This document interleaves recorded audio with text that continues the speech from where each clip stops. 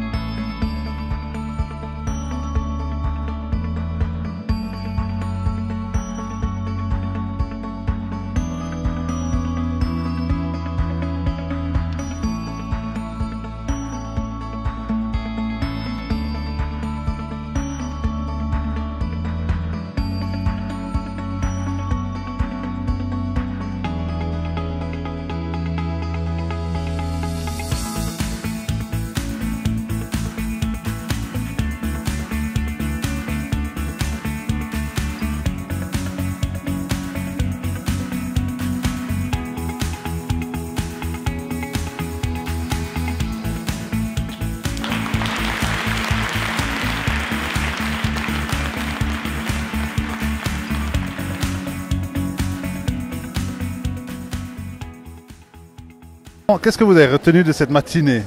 Alors, première chose que j'ai retenue, c'est que je suis très contente parce que mes intuitions ont été confirmées sur les générations. C'est que je pense qu'il n'y a pas une génération Z qui est comme ceci ou comme cela, pas motivée par le travail, incapable de travailler dans une hiérarchie, etc. Comment est-ce que vous trouvez ce début de matinée?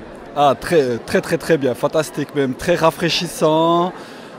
Mais aussi très intéressant et puis beaucoup de défis pour l'avenir finalement pour la société.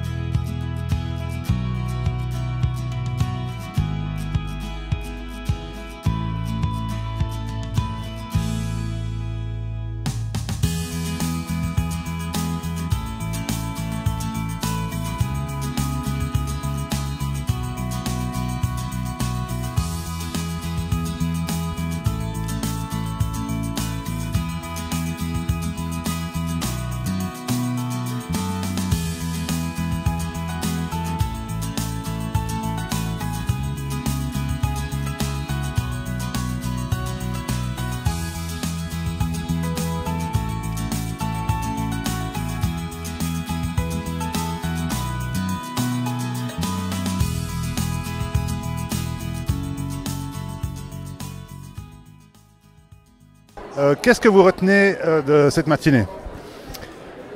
Plein de choses.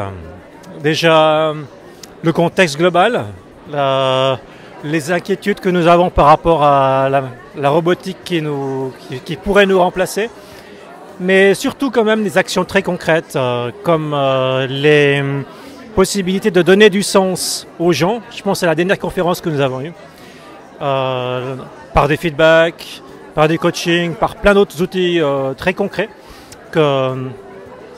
avec lesquels on repart dans les bagages. Alors, ce que j'en retiens en tout premier lieu, c'est qu'en fait, toute génération confondue, le sens de la vie, l'importance qu'on accorde au travail est aussi primordial, qu'on soit issu de la génération des 68 arts ou bien de la génération Z. J'aime beaucoup les échanges, justement ce brassement d'idées, un petit peu de pouvoir sortir la tête du guidon pour avoir une vue d'ensemble. Et puis je crois que le sens de la vie, c'est effectivement quelque chose qui préoccupe tout un chacun et c'est important de pouvoir consacrer une journée pour en parler.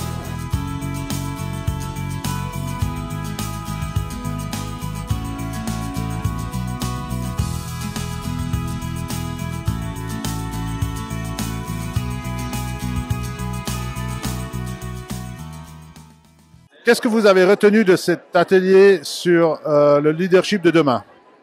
C'est que les valeurs de l'individu doivent être alignées avec les valeurs de l'entreprise. Et vous y croyez? Je crois fortement que c'est nécessaire et possible. Et comment est-ce qu'on le fait ça concrètement? C'est difficile. Concrètement, il faut avoir une liste d'actions, prévoir des actions concrètes assez fréquentes où on explicitement soit discute, soit on mesure cet alignement entre les valeurs de l'individu et les valeurs défendues ou affichées par l'entreprise. Qu'est-ce que vous en avez retiré s'il fallait en retirer une chose? Déjà, c'est une bonne base de réflexion sur les problématiques numériques que l'entreprise en général, mais les RH sont confrontés aujourd'hui et sur lesquels ils vont être confrontés dans l'avenir. Et ce que je retiens, c'est qu'il faut être ouvert, compréhensif, mais avoir une feuille de route assez claire sur où on veut aller pour que ces systèmes numériques puissent apporter le plus possible à l'entreprise et aux gens. Eh bien, on en a retiré un consensus sur le fait que la segmentation des collaborateurs en génération X, Y, Z n'est pas si évidente que cela. Et en regard de la pratique, on se rend compte que cette segmentation n'a pas nécessairement lieu d'être ou ferait mieux d'être relativisée en regard de tranches d'âge ou d'aspects particuliers plutôt liés à des situations que traversent des collaborateurs en regard des tranches de vie qu'ils abordent plutôt qu'en termes de génération. Alors deux choses. La première chose, c'est qu'on a identifié quels étaient les signes de perte de sens pour les collaborateurs qu'on a en face de nous quand on est un RH professionnel qui reçoit dans son bureau. Donc on a pu déterminer quels étaient les éléments qui nous permettaient les symptômes qui nous permettaient de voir si on a affaire à de la perte de sens ou pas.